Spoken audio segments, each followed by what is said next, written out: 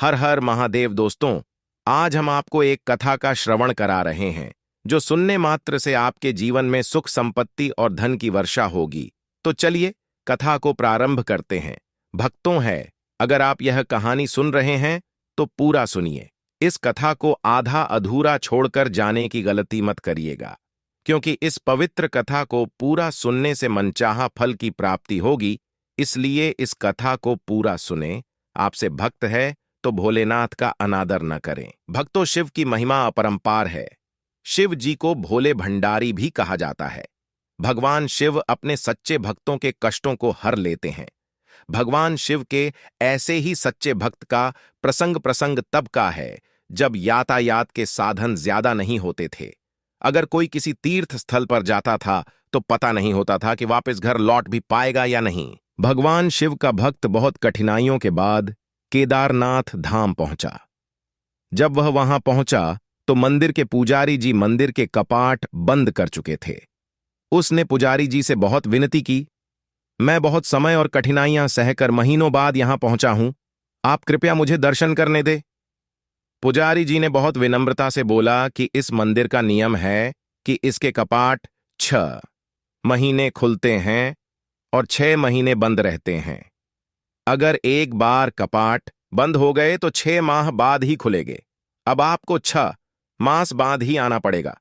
यहां पर जीवन बहुत कठिन है, क्योंकि जहां बहुत ज्यादा ठंड पड़ती है, आप जहां नहीं रह सकते। इतना कहकर पुजारी जी वहां से चले गए। भगवान शिव का भक्त उनका नाम स्मरण करने लगा। प्रभु, आप तो जानते हैं कि मैं कितनी श्रद्धा भावना से यहां पहुंचा हूं। रास्ते में आने वाली कठिनाइयों के बाद भी मेरा मन विचलित नहीं हुआ था, क्योंकि मेरे मन में आपके दर्शन की लालसा थी। उनके आंखों से अश्रुधारा बह रही थी, उसे भूख और प्यास भी लगी थी। कुछ समय पश्चात वहां पर एक साधु बाबा आए। उन्होंने उसका हालचाल पूछा। शिव भक्त ने अपनी सारी व्यथा उनको सुना दी। साधु बाबा ने उसे पीने को पानी और खाने को भोजन दिया। उसे हौसला दिया कि मुझे विश्वास है कि कल मंदिर के कपाट अवश्य खुलेंगे। साधु बाबा से बात करते करते कब शिव भक्त को नींद आ गई, उसे पता ही नहीं चला। सुबह जब सूर्य के प्रकाश से उसकी नींद खुली तो क्या देखता है कि पुजारी जी पूरी मंडली के साथ मंदिर के कपाट खोल रहे थे। वह पुजारी जी के पास गया और कहने लगा कि आप तो कहते थे कि कपाट 6 मास बाद खुलेंगे। पंडित जी को उस भक्त का स्मरण आया कि इसने मुझसे कपाट खोलने की विनती की थी। पंडित जी ने कहा, मैं तो 6 मास के बाद ही आया हूं। फिर शिव भक्त ने पंडित जी के जाने के बाद एक साधु बाबा से मिलने का पूरा प्रसंग सुनाया।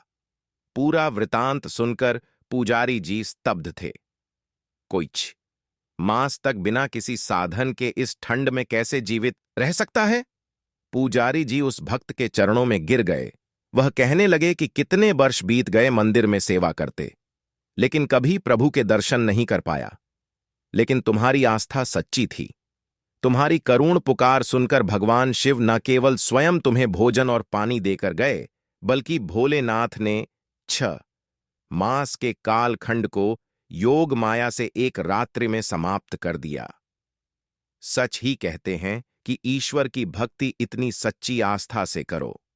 अगर कष्ट तुम पर हो, फिर ईश्वर को ही भक्त को कष्ट से कैसे उबारना है।